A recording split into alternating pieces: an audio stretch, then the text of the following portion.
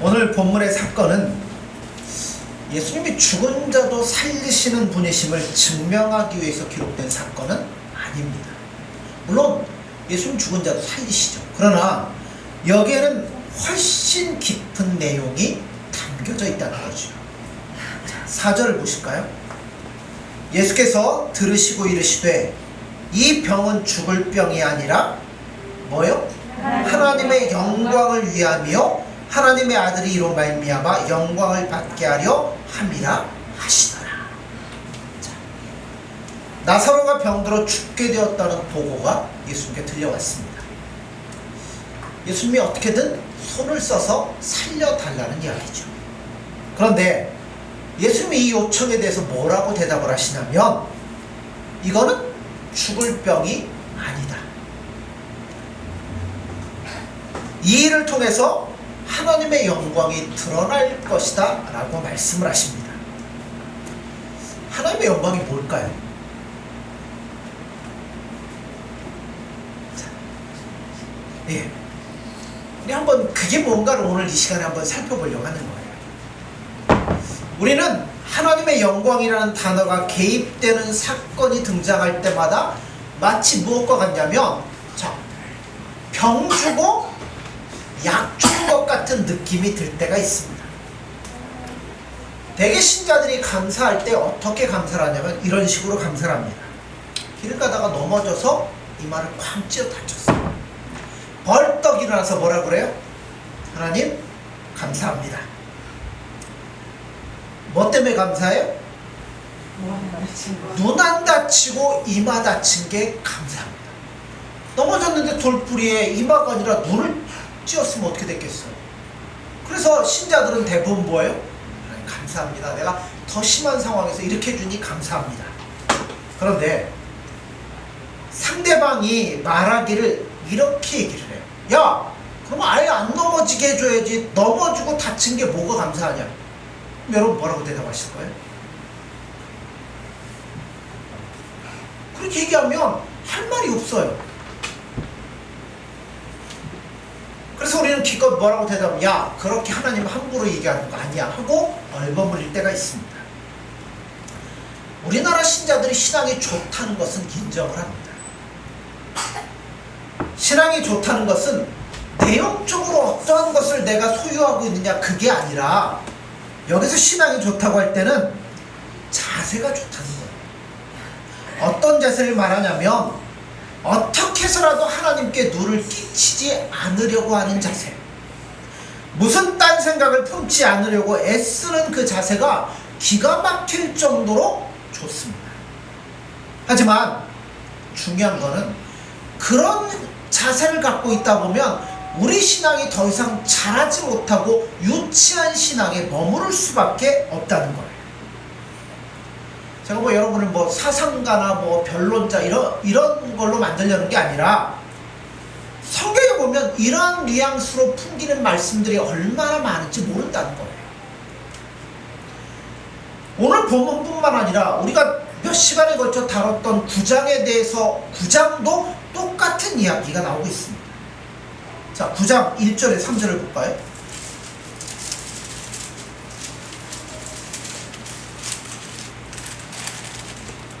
교도하죠. 예수께서 길을 가실 때 날 때부터 맹인된 사람을 보신지라.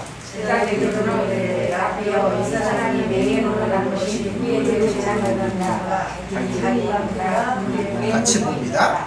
예수께서 대답하시되 이 사람이나 그 부모의 죄로 인한 것이 아니라 그에게서 하나님이 하시는 일을 나타내고자 하십니다.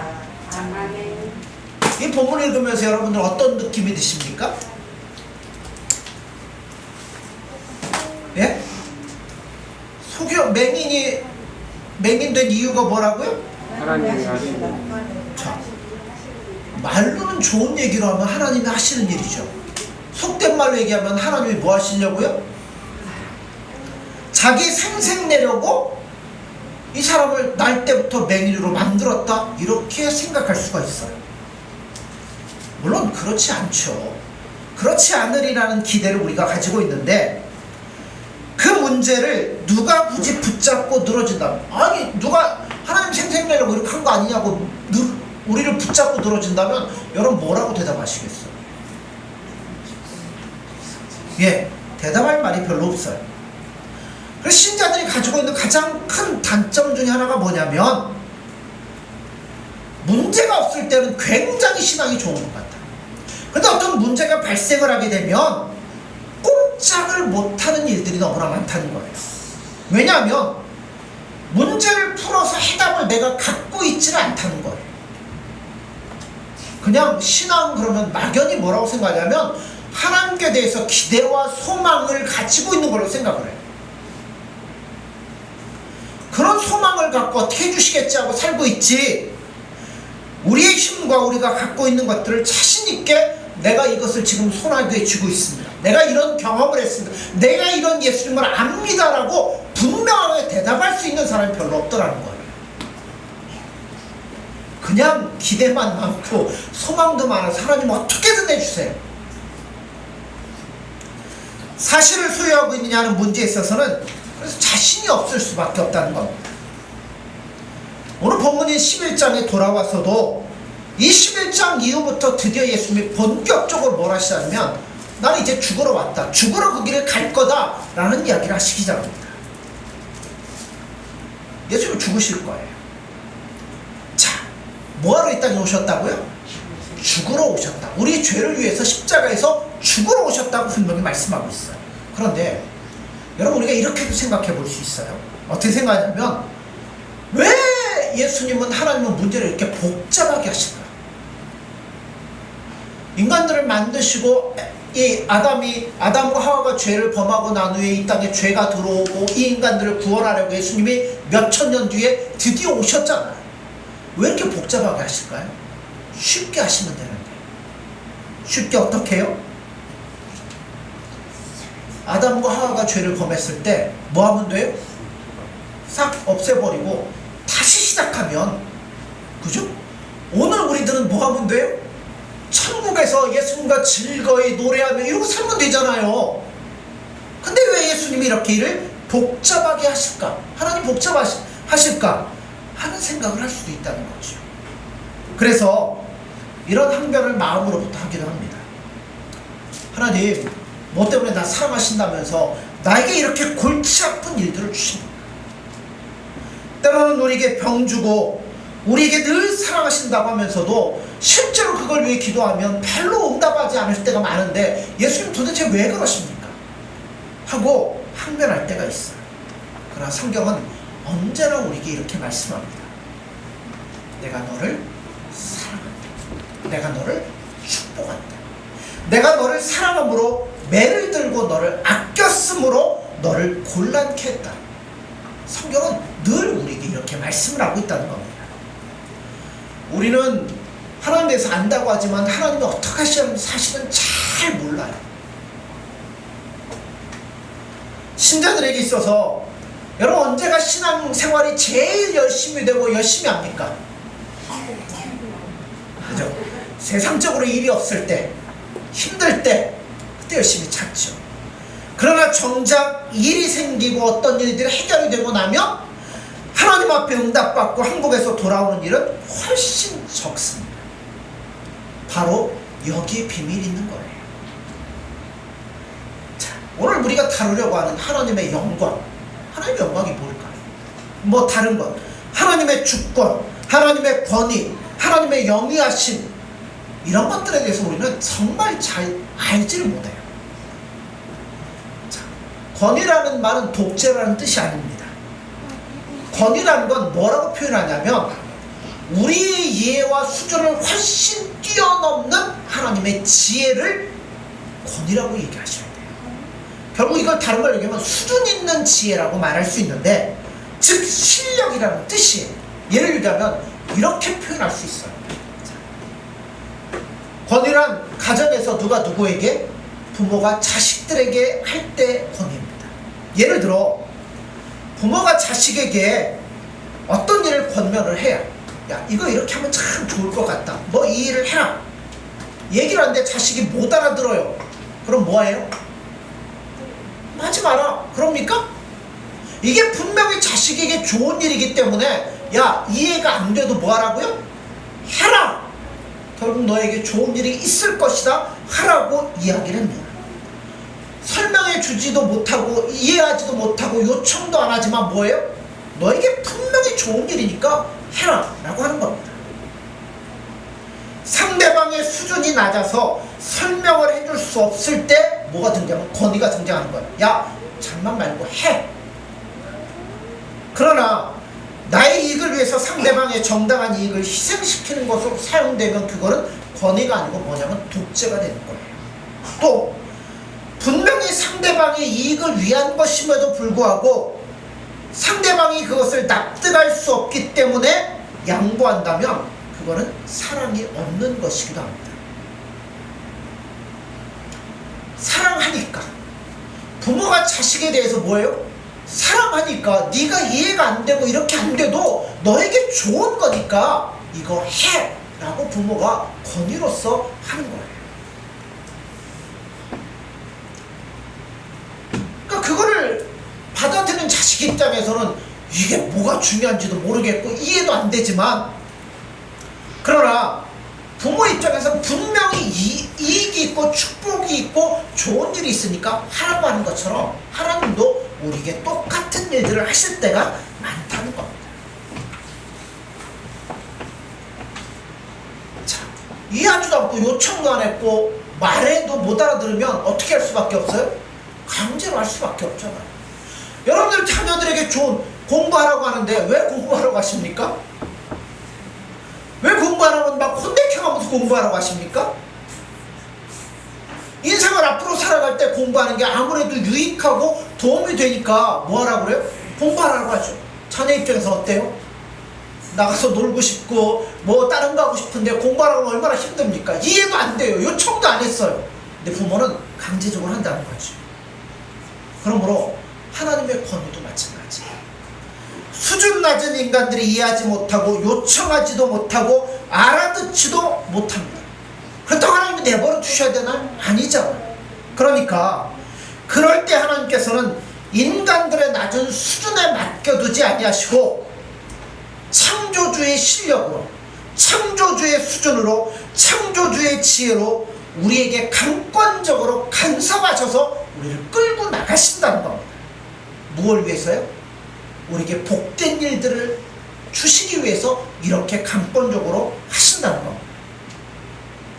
그러므로 이 하나님의 권위가 우리에게는 강요의 형태로 나타난다고 해서 여러분 무조건 싫다고 하지 마십시오. 강요의 형태지만 누구에게는 복되는 일이에요?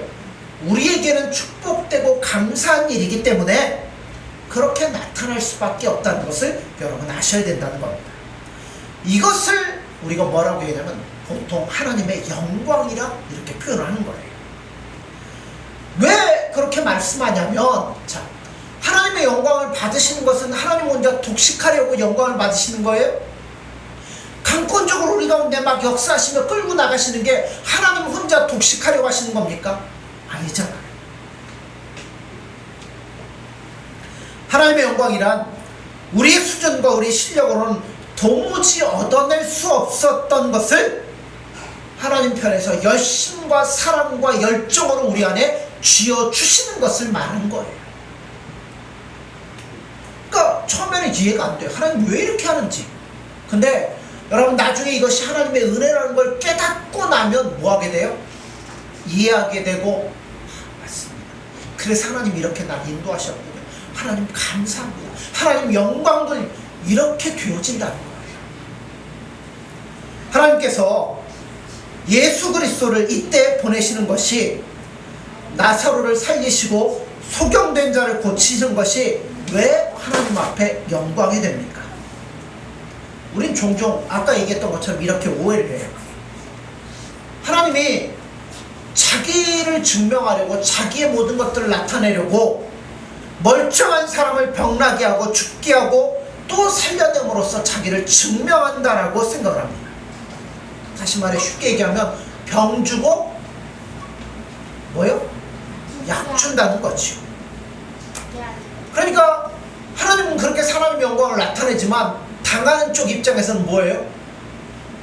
힘들고 어려울 수밖에 없다라고 생각을 합니다. 그럴까요? 성경은 그렇게 말씀하지 않습니다. 하나님께서 나사로를 병들게 하고 살려내거나 멀쩡한 자를 맹인되게 병을 줘놓고 그것을 고쳐냄으로써 하나님이 어떠한 분인지를 증명하지 않습니다. 하나님의 영광의 가장 아름다운 부분은 뭘로부터 시작되냐면 하나님의 긍휼하심으로부터 시작이 됩니다. 그러므로 이렇게 생각을 하셔야 돼요. 나사로가 병들어 죽은 것은 하나님께서 그를 병들어 죽게 한 게 아니다. 날 때부터 맹인된 자도 하나님께서 그를 맹인되게 한 것이 아니다. 맹인이 되었거나 병든 것은 모두 다 누구의 탓이에요? 우리가 타락해서 도망가 버리자 생겨난 모든 인류에게 공통적으로 나타나는 현상이 바로 이거라는 거예요. 자, 아담과 하와가 하나님 앞에 범죄하고 하나님의 손을 떠나자마자 인간들에게 하나님이 저주하셨는데 뭐가 따라와요? 죽음이 오게 되죠. 그래서 그때부터 인간들은 죄 아래 놓이게 되고 죽음 아래 붙잡힌 바 되어서 질병과 고통과 사망과 슬픔과 비통 아래 살아갈 수밖에 없게 되었습니다. 하나님이 굳이 누구를 따로 저주하거나 누구를 아프게 한 게 아니라 죄 아래 있는 인간들이라면 누구나 뭐 할 수밖에 없어요? 이렇게 살아갈 수밖에 없게 되었다는 거예요. 이게 일종의 비극이고 형벌이죠. 그런데 하나님의 영광은 뭐로부터 시작된다고 했죠? 하나님의 긍휼로부터 시작된다고 했어요. 이게 우리가 당할 수밖에 없는 우리의 공통적인 문제인데, 그러자 하나님께서 우리를 사랑하시기 때문에 이 저주와 형벌을 받을 우리들을 심판의 자리에 이르지 않도록 드디어 간섭하기 시작하시는 거예요. 그래서 우리가 여러분 죽을 병에 걸렸다는 것은 하나님께서 그렇게 하시는 게 아니심을 먼저 이해하셔야 된다는 거예요. 오히려 내가 이렇게 될 수밖에 없었던 이유가 뭔지, 그 병이 무엇인지를 분명하게 인식을 하셔야 된다는 겁니다. 여러분, 우리가 이런 병에 걸릴 수밖에 없는 이 죄 아래 있는 우리의 모습, 여기에 대해서 하나님께 공의롭게 판단하신다면 우리는 어찌할 수가 없어요. 공의롭고도 정당하게 판정하자면 하나님께서 우리에게 저주를 퍼붓고 뭐 이런 일들을 형벌을 내려도 여러분, 우린 대꾸할 한마디 말이 없습니다. 그런데 하나님은 그렇게 하시지 않으셔요. 하나님께서는 그런 우리 안에 있는 이것들을 고쳐내기 위해서 최고의 지혜와 최고의 성의를 동원하고 계시다는 겁니다. 여러분, 우리가 걸린 병은 지옥불 구덩이에 떨어져도 당연하고도 마땅한 이런 더러울 수밖에 없는 병이에요. 근데 하나님이 최고의 지혜와 최고의 능력과 최고의 열정을 가지고 그것으로부터 우리를 건져내시는 거예요. 여러분, 예를 들어 노아 홍수 심판을 우리가 잘 압니다. 그런데 여러분, 하나님이 그 노아 홍수 심판을 하시고 난 후에 뭐 하셨어요? 무지개를 보였어요. 아, 그래요. 무지개를 보여주셨어요. 얼마나 똑똑한지 몰라. 그의 사랑하시는 대상을 물로 심판하신 것이 너무나 가슴이 아프셔서 그렇게 벌준 데 대해서 스스로 안타까워 하셨어요. 그래서 뭘 만들어내시냐면 우리 정옥의 대답처럼 무지개를 만드셨어요. 그리고 보여주셨습니다. 무지개를 보여주신 이유, 뜻이 뭐예요? 내가 다시는 사람들을 물로 심판하지 않겠다. 이렇게 무참하게 죽이지 않겠다. 내 공의만을 베풀지 않겠다. 결국 그래서 뭐 하시겠다고요? 하나도 이렇게 죽는 영혼이 없도록 구원해 내시고야 말겠다. 내가 이걸 실천하겠다. 그런 표시로서 무지개를 만들어내신 거예요. 무지개는 우리에 대한 메시지일 뿐만 아니라 그렇죠. 하나님께서 무지개를 볼 때마다 우리에게 약속하신 것을 스스로 확인하시고 그것을 이루시겠다는 결심을 하시는 것이 바로 무지개라는 겁니다. 물론 소돔과 고모라 같은 경우는 하나님의 형벌이 있었습니다. 그러나 전 인류를 향한 것이 아니라 인류 앞에 꺼내놓은 매질이고 여러분 예수님의 책망이지 그것이 인류를 향한 사형의 집행의 모습은 아니에요. 그 이후로 하나님은 한 번도 죄지은 인류 하나님 앞에 형벌과 저주를 받아 마땅한 인간들에게 사형을 집행하신 적이 없습니다. 다만 뭐만 해요? 돌아와라 하고 매질을 했을 뿐이에요. 하나님께서 죄와 죄지은 자에게 어떻게 형벌을 내리시나 하는 것을 보여준 사건이 딱 한 번 있습니다. 무슨 사건일까요? 죄와 죄에 대한 대가가 뭔가를 보여준 사건이 있어요. 바로 십자가 사건입니다. 이 십자가에서 하나님은 죄에 대해서 얼마나 진노하시는가 하는 것을 하나님의 아들을 십자가에 달아 죽이는 것으로서 보여주신 죄가 얼마나 무서운 것이 하나님이 죄를 얼마나 싫어하시는가 하는 걸 보여주셨다는 겁니다.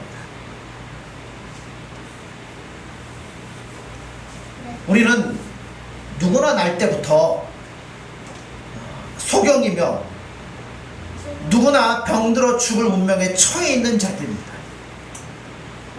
그런 우리들을 얼마나 사랑하시고 우리를 건져내시는가 하는 것을 보여주는 것이 맹인이 눈을 뜨는 사건이고 나사로가 살아나는 사건인 거예요. 하나님은 우리에게 병 주고 약 주시는 분이 아니라 죽을 수밖에 없는 우리를 죽은 자리에서 어떻게 하여 꺼내시는가 하시는 것을 보여주는 사건이 바로 이 두 사건이라는 겁니다. 그리고 또 하나 깨달아야 되는 게 뭐냐면 도대체 얼마나 오래 참으시고 사랑하셨기에 예수 그리스도를 십자가에 못 박으시고 우리를 용서하셨는가 하는 점을 우리가 보셔야 된다는 거예요. 또한 그 십자가에서 하나님의 공의가 어떻게 해결되는가 하는 것들을 보셔야 되는 거예요. 하나님은 죄를 못 본 척하고 용서하시는 분이 아니에요. 죄에 대한 대가는 분명히 지불하셔야 된다는 겁니다. 죄를 못 본 척하고 사랑을 베푸실 수가 없습니다. 그래서 이걸 뭐라고 표현해야 되냐면 하나님의 영광이라고 말할 수밖에 없어요. 왜냐하면 그렇게 함으로써 드디어 하나님은 우리로 하여금 하나님 앞에 무릎을 꿇고 항복시키기 때문이라는 겁니다. 다시 말해서 하나님께서는 공의로우시며 자비로우시며 사랑이시기에 우리가 항복하게 되는 거예요. 하나님께서는 사랑을 펼치시되 공의를 굽히지 않으셨고 공의를 펼쳤으되 그의 사랑을 양보하지 않으시고 마침내 사람들로 하여금 항복을 받아내셔요. 이게 구속사기에서 대단히 중요한 사건인데요. 그래서 우리가 잘 아는 대로 예수님께서 이 땅에 태어나실 때 양떼를 치던 목자들에게 하나님의 천사가 나타나서 뭐라고 그래요? 지극히 높은 곳에서는 하나님께 영광이요 땅에서는 기뻐하심을 입은 사람들 중에 평화로다 라고 말합니다. 예수님을 이 땅에 보내시는 하나님은 쉬 결정하시고 예수님을 보내는 게 아니에요. 예수님은 하나님과 같은 본체이시고 동일하신 단 한 분의 하나님이신 예수 그리스도께서 인간의 몸을 입고 이 땅에 오셔서 죽으셔야만 되는 사건이에요. 이게 그냥 쉽게 되는 일이 절대 아니라는 겁니다. 그런데 그것이 왜 하나님 앞에 영광이 될까? 예수님이 이 땅에 오시는 게 영광이 될까요?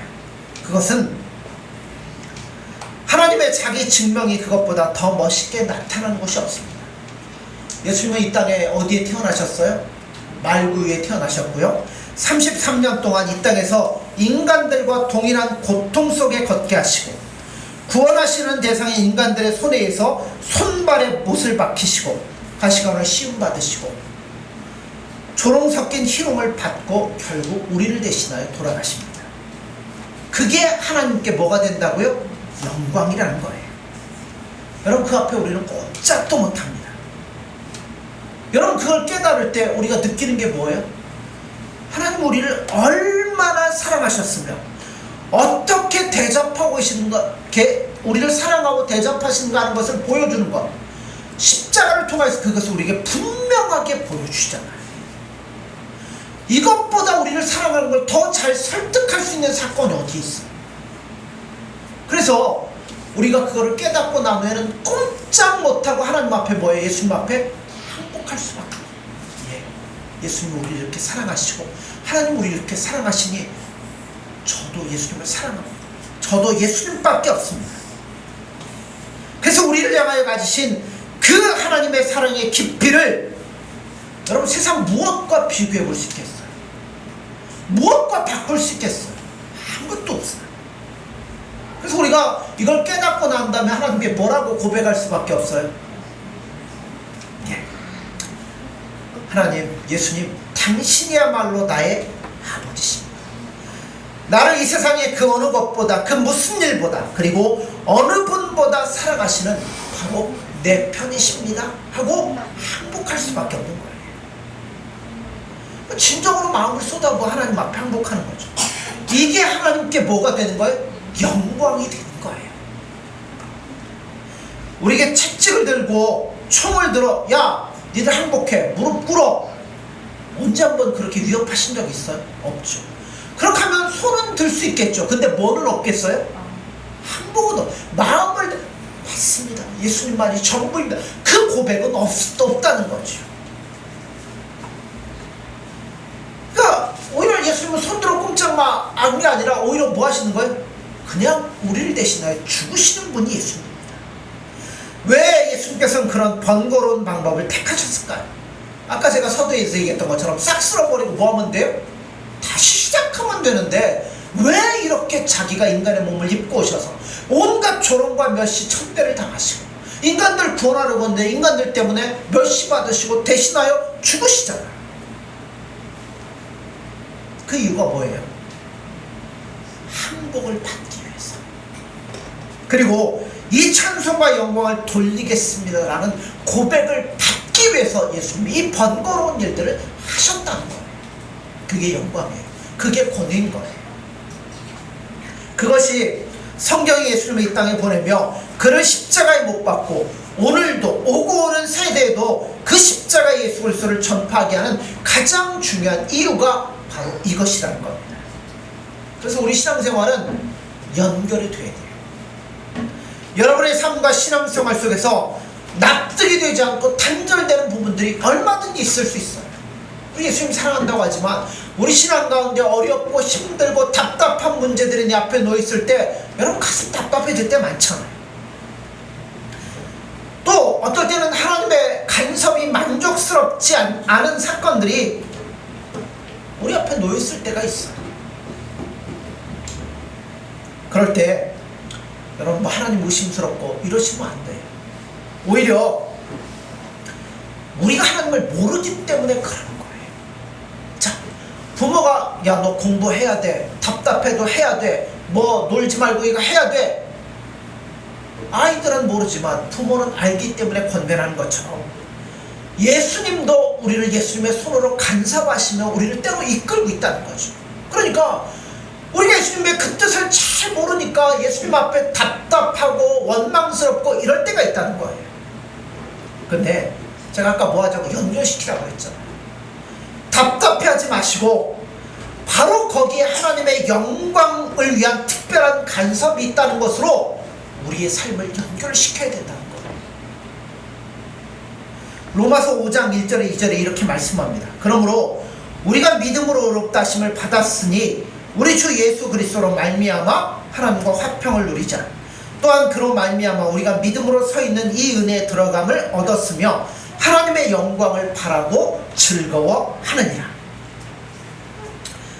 예수 믿는 자들이 소망할 것은 한마디로 하나님의 영광이에요. 하나님께서 예수님께서 그 지혜와 그의 능력으로 누구를 간섭하고 계셔요?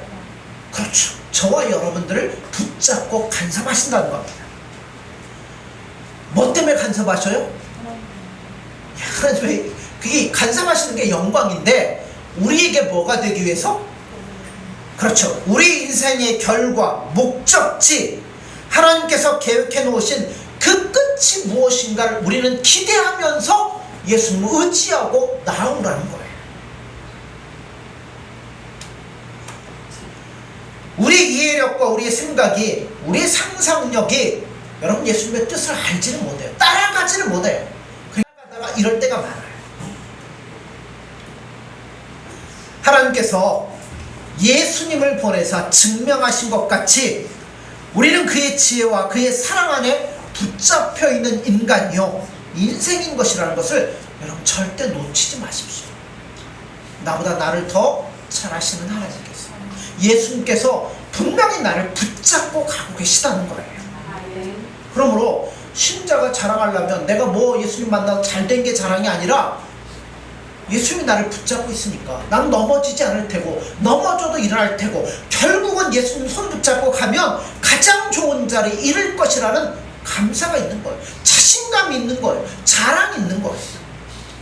그게 뭐냐면 예수님을 믿는 거예요. 예수를 믿는 신앙 중에서 가장 우리를 오해시키고 곁길로 빠지게 하는 게 뭐냐면 하나님 이것 해라 저것 해라, 말씀을 지켜라, 율법을 지켜라, 봉사해라, 헌신해라, 윤리적으로 도덕적으로 깨끗하게 살아가라, 이런 것들을 해라 먼저 요구하시는 게 아니에요. 도를 깨우쳐 뭘 알고 그런 게 아니에요. 여러분 제일 먼저는 뭐예요? 하나님을, 예수님을 아는 것이 먼저요, 그 다음에 예수님 앞에 항복하는 게 먼저인 겁니다.